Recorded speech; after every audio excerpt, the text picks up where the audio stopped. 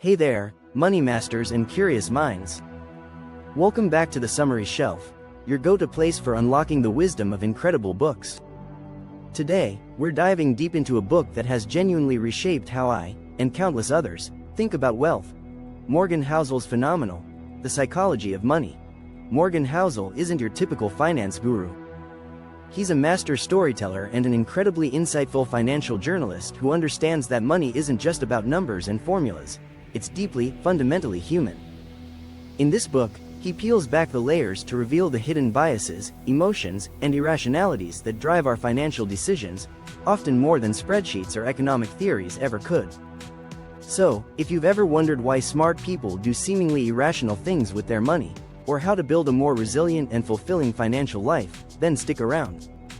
By the end of this summary, you'll gain a fresh perspective on investing, saving, and wealth creation that goes far beyond traditional financial advice.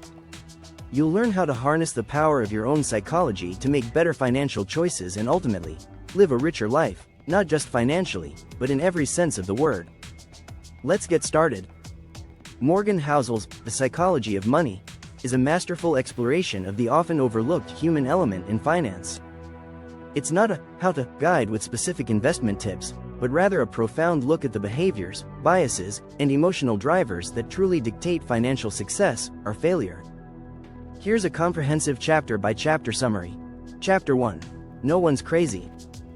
Housel begins by emphasizing that everyone's financial decisions make sense to them, given their unique experiences, beliefs, and goals.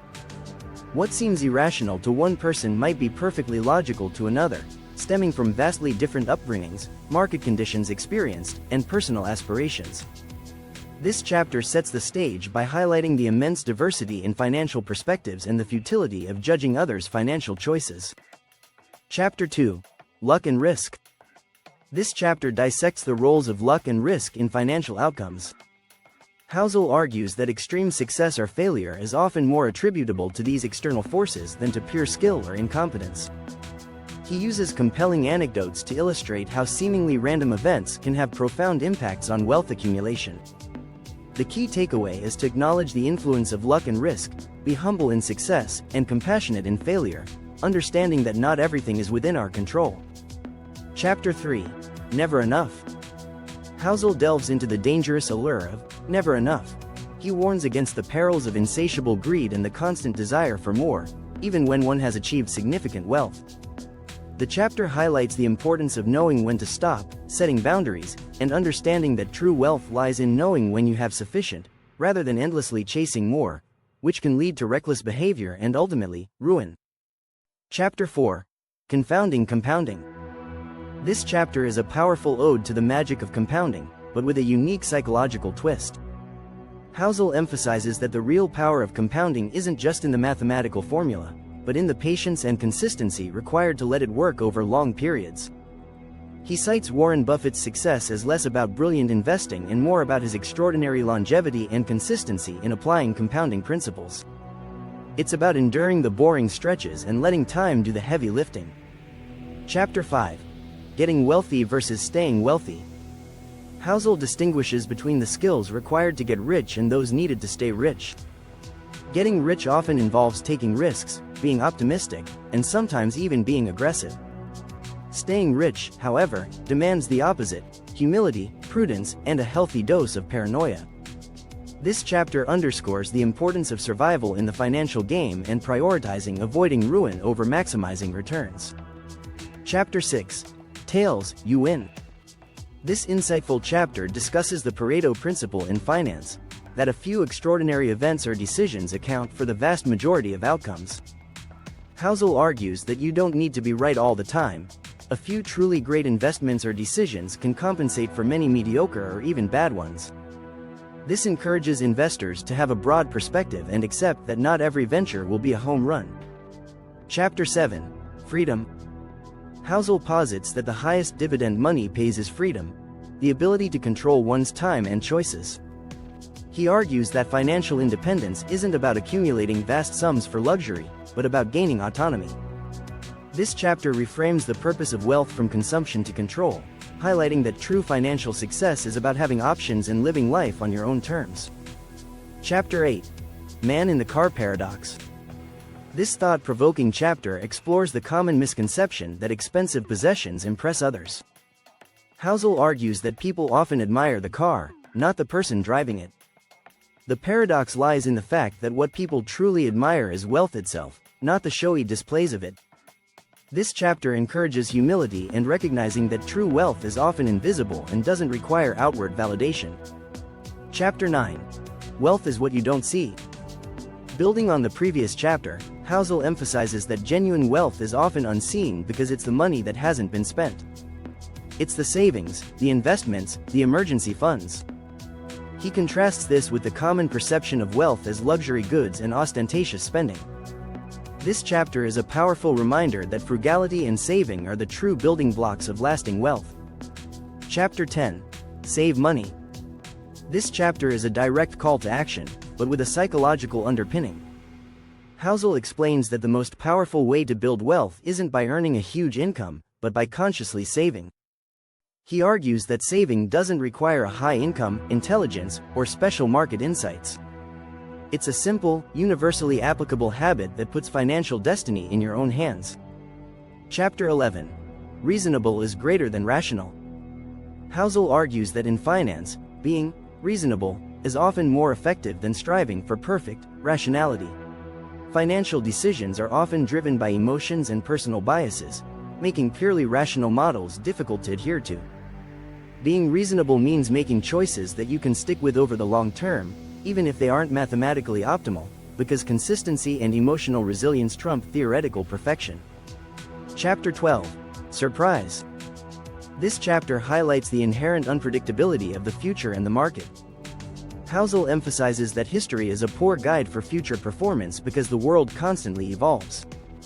He encourages humility and flexibility in financial planning, acknowledging that surprises are inevitable and that robust plans incorporate a margin of safety for the unexpected. Chapter 13. Room for error. Housel champions the concept of a margin of safety in all financial endeavors. This isn't just about diversification, it's about building resilience into your financial life. It means having enough liquidity, avoiding excessive leverage, and having backup plans for when things inevitably go wrong. Room for error acknowledges that even the best plans can be derailed by unforeseen circumstances. Chapter 14. You'll change.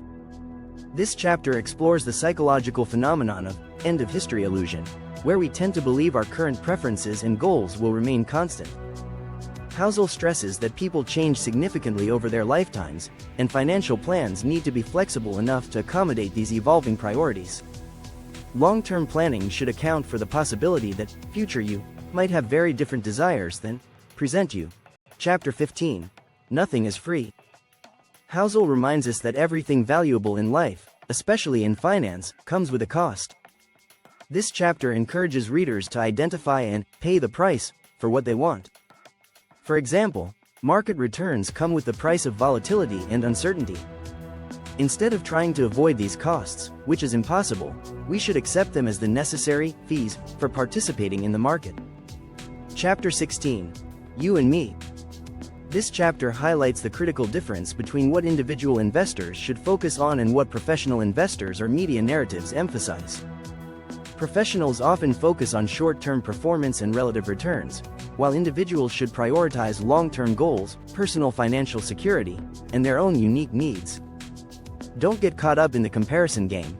Focus on your journey. Chapter 17. The Seduction of Pessimism.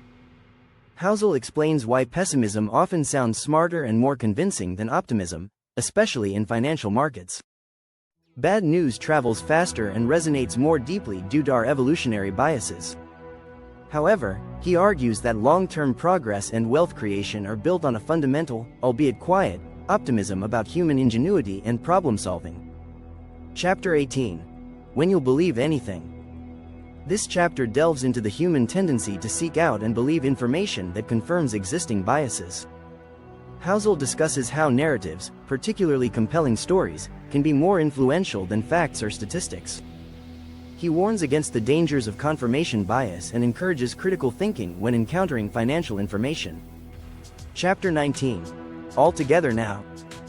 In this concluding chapter, Housel synthesizes all the previous concepts, reinforcing the idea that good financial decisions aren't about complex algorithms or market timing, but about simple, timeless behaviors.